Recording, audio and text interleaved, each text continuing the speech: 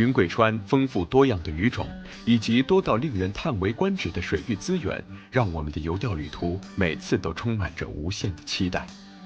丽江当地钓友再度为我们推荐野钓好去处，一处高原山水库。当地钓友呢说，这离这个丽江不远的地方有个山水库，在山顶上的水库，所以真正的高原水库了。海拔骤升近1000米，气温却是急转直下。换上羽绒服，又迎暴风骤雨。我们装备刚支上，窝子刚打完，下雨了。你说高原这个天怎么好办？哎呦，现在吧，穿着羽绒衣还有点冷，真的是有点冷。大毛无惧严寒，迎风作钓，水流湍急，窝子难以持续留鱼，不抛弃，不放弃，捕窝抽干，终于迎来目标渔获。看来就这一点小口。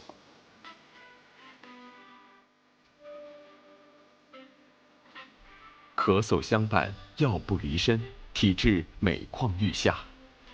难受，真难受，太难受了，肚子也难受，是这个胃也难受。哎呦，给这风吹的真的不行。大型垂钓纪录片《游钓中国》第2季第7集《迎风巡礼》正在播出。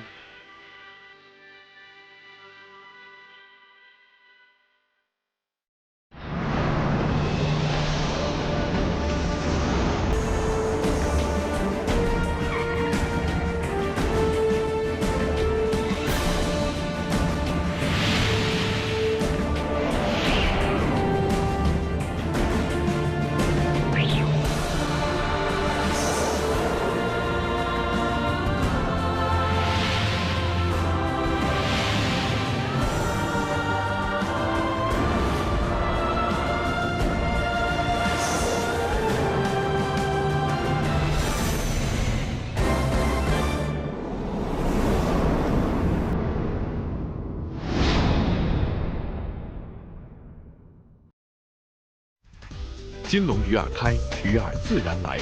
欢迎收看由金龙鱼饵独家冠名播出的第2季《游钓中国》。本栏目唯一指定用竿开火精工。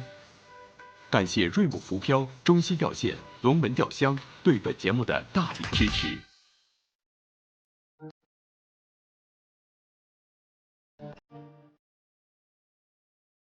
美丽的景色总是被我们留在了身后。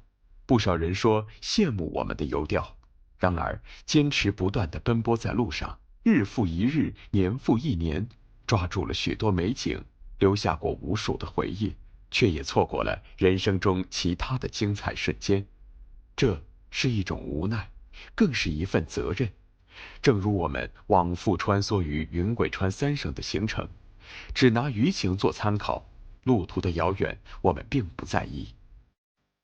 钓友黄云龙在丽江经营着一家渔具店，为的只是能给爱好钓鱼的这帮朋友们一个随时交流的场所，第一时间提供给大家哪里出鱼的信息。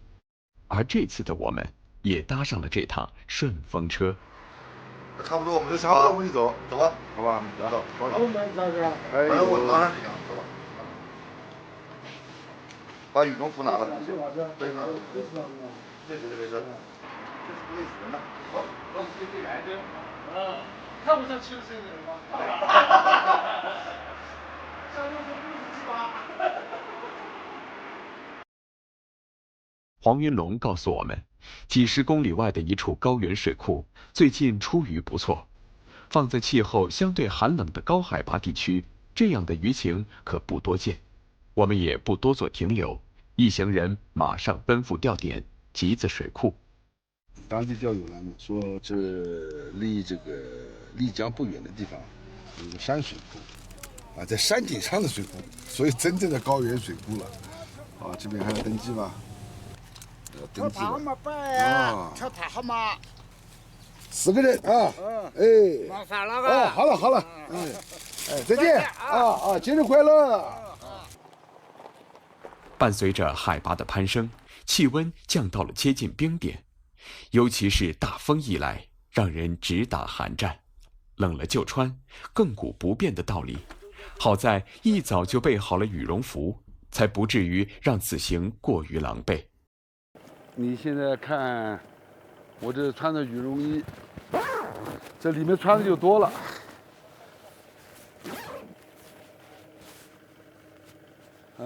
现在应该是差不多夏天了。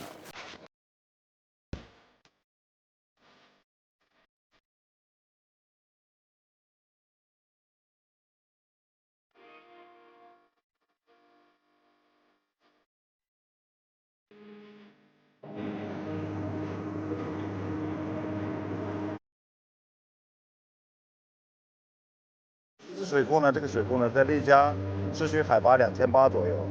这个水域呢，占地面积可能能达到，可能有个3000亩左右。然后水呢，可能水库有30年没干过的水库。水库的大鱼呢，在水库里面大鱼在丽江市里面也是很出名的，曾经出过50斤的鲤鱼。我们来钓的时候呢，以北岸还有南岸坝口为主，这地方呢有鲤鱼、草鱼。我们经常钓的是以基竿钓的方式在钓这个水库的鱼。集子水库的水位较之前还是有了很大的出入，不知鱼情会不会受到影响。由于一直都在外寻觅钓点，我们也无法确保抵达的那一刻就是天时地利人和的出鱼时间。有时一个昼夜，水位的涨跌完全超乎你的想象。而退水的集子水库会让我们无功而返吗？有多深？前面啊，这边可能有5、6米来吧。哦，那么深那晚上的话，可能差不多10米。哦，我这边有在钓的嘛。那行啊，那就不行我在这边了，我在这边不着。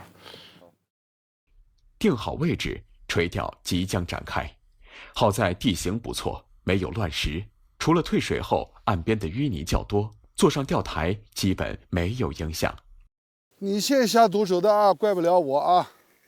不是有人来了就先下毒手，叮叮当啷，叮叮当啷的啊。你看我们多温柔，你看。那个留一点，一会儿再补窝子。刚打完窝子，晴空万里，我们其实不想再去谈论什么雨神的话题了。可这雨还真就赤裸裸的、毫无防备的降了下来，完全不给我们丝毫避让的机会。我们装备刚支上，窝子刚打完，下雨了。你说这高原这个天怎么搞吧？哎呦，现在吧，穿着羽绒衣还有点冷，真的是有点冷。我西藏走了2次都是遇到这样子，一天时间春夏秋冬，所以你看现在穿着羽绒衣，下着雨呢，这边出太阳了，你能看到吗？真出太阳了，你看，哎，你看这人影的吗？你看，真出太阳吗？一场雨让大家猝不及防，然而不断推进的时间和变化着的一切，却让前一秒也许还并不熟识的大家消除了最后一丝隔阂，有一茬没一茬地攀谈了起来。时至晌午，烈日驱走了乌云，气氛也在逐渐的升温。热热闹闹的饱餐一顿，就该琢磨琢磨给鱼儿们准备点午餐了。一般在像这样的冷水的水库，它的水源也就是靠雨水跟山泉的水。它当地我们也问了一下，他们属于叫冷水水库。这里面呢就是有一点鲤鱼，草鱼可能也有，它主要还是鲤鱼。我暂时就不放基础饵了，我可能会把这一款，狂道的这个无霜啊，它是高动物蛋白的这个饵料，我会把这个量可能加的会比以往大的很多。这个呢，我准备加40%。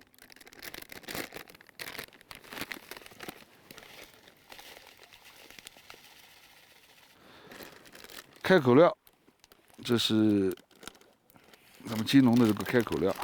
这个开口料呢，里面有很多小米。这个呢，我也只准加20%了，因为平时我们可能加的多，这个也加20%了。蚝油也是基础料，这个呢，我也只准加20%。你也用吗？我也用，一起开吧。一起用，那我就老师多开一点吧。那我就把量加大一点，对，我就把量加大一点。量不大的话，可能我们2个人不够。好。这也是属于龙形龙香，全是加这样料了。今天，这也是加到20%。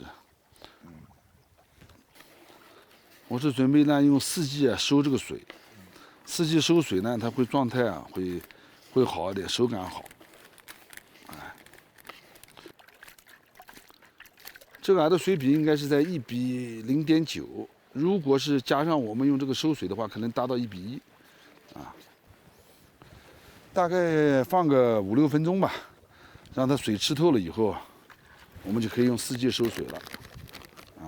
一个是找它的状态，一个收水呢就是饵料的状态会更好。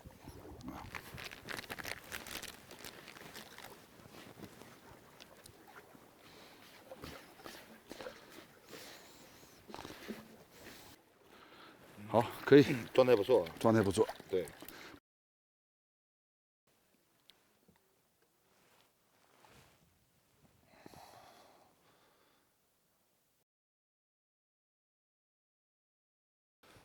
我们钓了，从来了已经将近4个小时了吧。我们打的窝子，打了窝子以后，中途我们吃的饭，还下了雨。现在刚刚呢，就是吃完饭了，这风稍微小一点了。哎呦，在这个地方钓鱼是一种享受啊！你看刚才是乌云密布，现在又是晴空万里。晴空万里，对。啊，但是真正要想看蓝天白云，也只能在云南了。尤其是丽江啊、香格里拉这边，靠近西藏这边，可能效果更明显。海拔越高的地方越明显。毛哥，我俩早上出来的时候，你说蓝天不见了吗？现在蓝天还给你了。对呀，蓝天不见，蓝天又还给我了。现在有没有口了？没有了。现在没有口了。不要紧，它只要能进窝子以后啊，就是它会吃。按照我们正常钓的话呢，就是老是毛它的鳞片，钓不到它。最后呢，就加了一块铅以后啊，让它的铅坠到底了，铅皮落地。刚才又一口啊，刚才又是一口。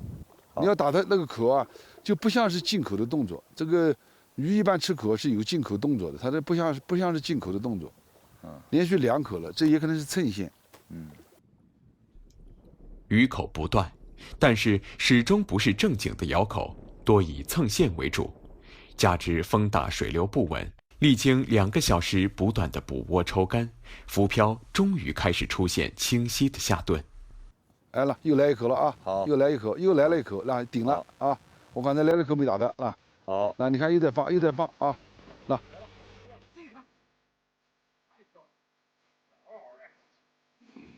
小鲤鱼，第二个它只要咬就不要紧啊。小鲤鱼。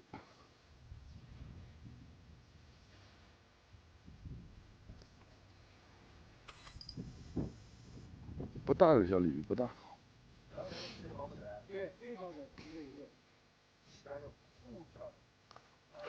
是什么高原上的这个鲤鱼啊？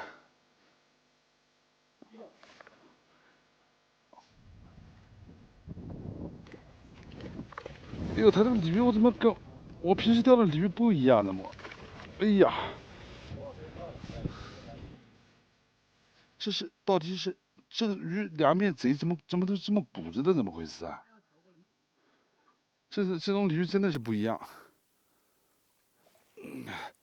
哎呀，算了，也不大，等到钓到大的再拍。这个不够大。有了这条鱼，其实就已经不虚此行了。但是垂钓还得继续，毕竟剩下的时间还存在着无限的可能。用大毛老师的话说，就是只要下竿，就有着50%的可能性。浮漂，我用了一只瑞木的这个1606啊，这也是前2天我就在用的，在金沙江用的也是这只漂。因为当时是换了一只大漂，看风大了，我就准备换大漂的。看后来风小了一点，我就换了这只漂了。这只漂很有特点，它翻身到位啊，就是经常有鱼接口，容易接到。哎呀，现在又没口了，这水浑的麻烦了。现在这个浪的水一浑，可能就不太吃啊。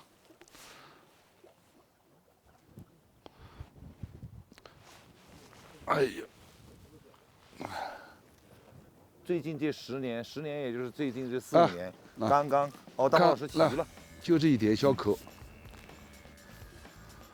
今天的目标鱼这条不错，这条都不大呀。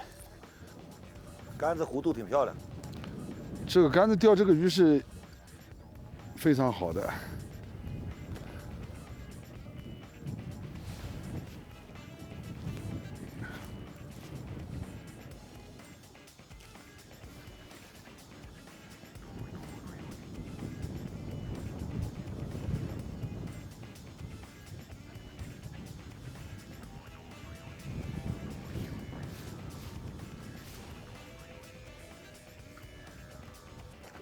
哦吼，又在发力了。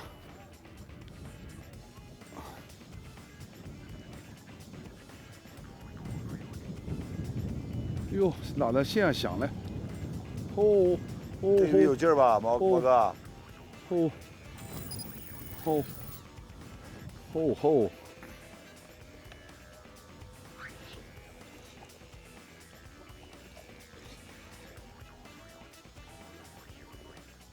发力了，好啊，过来吧，啊，越来越大，越来越大吗？啊啊啊！哎呀，进来了，哦，哈，哦。哎呀，这条鱼大吗？这条鱼啊，哦，这条鱼不小，这条鱼比刚才那条大多了。这条大吗？这条确实大嘛。啊。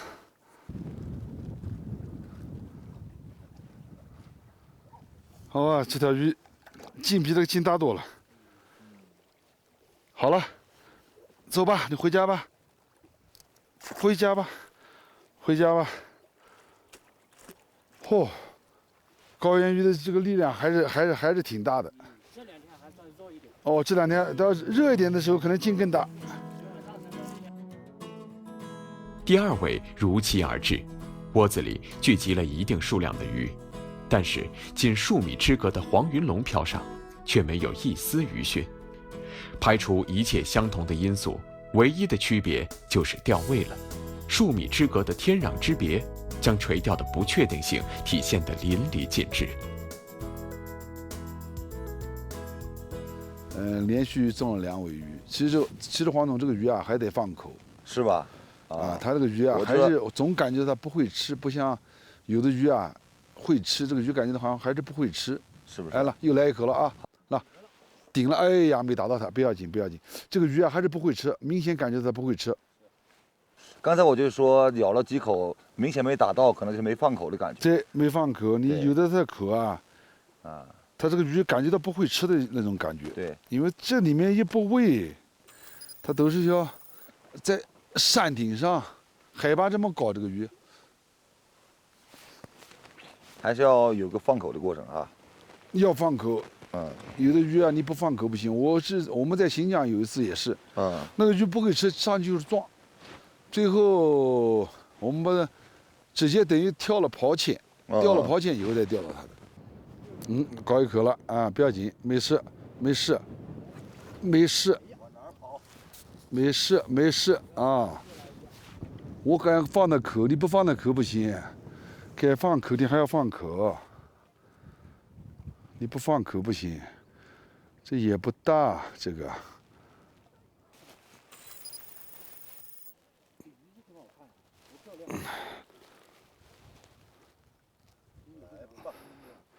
它不发力，这就是高原的鱼啊！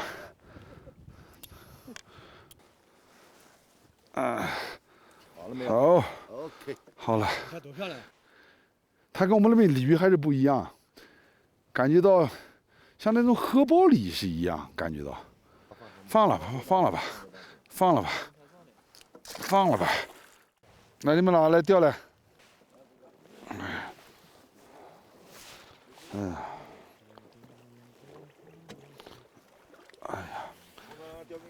不要，我不要，难受，真难受，太难受了，肚子也难受，是这个胃也难受。哎呦，给这风吹的真的不行。真的要晒回肚子，让他们跟我一起来钓鱼钓一钓吧。真的，去年跑了1年，没像今年这么，今年一直感冒没好，怎么感觉到肚子也不舒服了？而且早上这个风太大了，一直得这个冷风吹啊。你看羽绒出着太阳，今天风太大了，抓羽绒衣全穿上，身上还冷，不舒服身上。高海拔地区本就让人气喘吁吁，感冒更是不容易痊愈，反反复复的咳嗽和发烧，还是让大毛老师不堪重负，只能边钓边休息了。负责续窝子的老赵杆子突然出现了弧度，让大家喜出望外，连他自己都兴奋不已。可是等我们定睛一看，原来是挂了底。黄云龙看到这儿，干脆放弃了自己寻钓1天的窝子，坐上了大毛的钓位，也想碰碰运气。今天毛哥不舒服，我拿他的竿玩一会儿。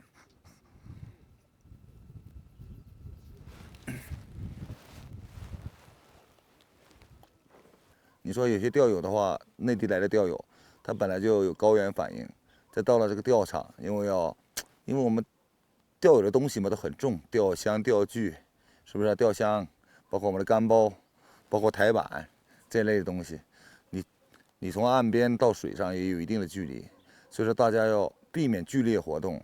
到了高原地区呢，要慢慢逐步去适应它，不要剧烈的跑动啊。还有钓鱼的时候，一定要找准比较安全的水域，像对面那些有岩石的地方啊，尽量少去，因为那边地方坡比较陡，大家钓鱼会相对出现一些不安全的因素。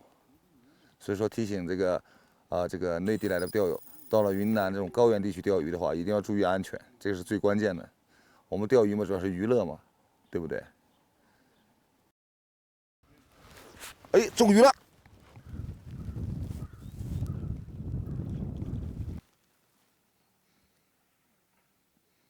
哎，挺漂亮，好。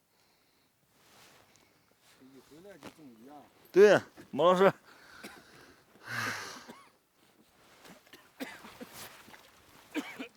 哦，这条也漂亮。照相还是有点卖相啊。哎呀呀！哎呀，别呀，你亲呐！他说口臭。对，就是我也掐上了。一尾鲤鱼稳稳收入囊中，今天放竿的2人最终都有了收获，算得上是圆满了。然而最终的乐极生悲，却一下子让我们有了遗憾，同时又抱有了期待。切了，毛哥，大线都切了啊！大线都切了，你过来看一下吧。怎么了？碰到大鱼了，大线都切了。就是大线都切了。哎呀，你好点没有啊？不，还是不行，还是不行啊。回去有点冷。那不行，我们早点收竿吧，早点收竿回去打1针吧，干脆就。行啊，好吧。行啊。我看刚才浮漂都还在那儿呢，你看。哎呦，真可以。哎呦喂，哎呀，终于把漂找回来了。本来是一套漂，要钓的话就不好用了。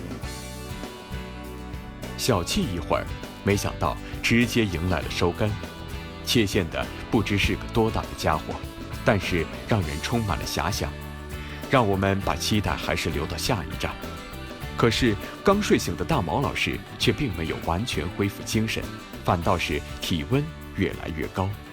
为了不影响行程，回到了镇上，干脆还是选择了一针见效。